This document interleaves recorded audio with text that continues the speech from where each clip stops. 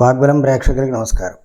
మనకి సహజంగా లోకంలో కొంతమంది సౌందర్యంగా 10 మంది చూడడానికి కొంత అందంగా సౌందర్యంగా కనపడుతూ ఉంటారు. కొంతమంది సామాన్యంగా ఉంటూ ఉంటారు. అయితే ఈ 10 మంది చూపరులని కూడా ఆకర్షించేటువంటి ఒక చక్కటి రూపం కొంతమందికి ఉంటుంది. ఇలాంటి వాళ్ళకి తొందరగా దృష్టి దోషం జరుగుతుంది.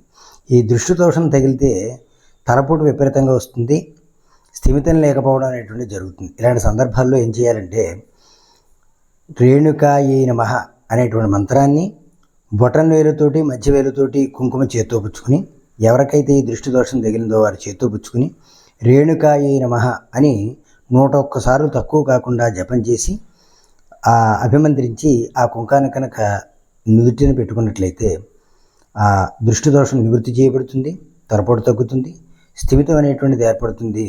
అలాంటి వాటి నుంచి బయటపడేటువంటి అవకాశం ఉంటుంది. ప్రయత్నం చేసి చూడండి మిత్రులారా.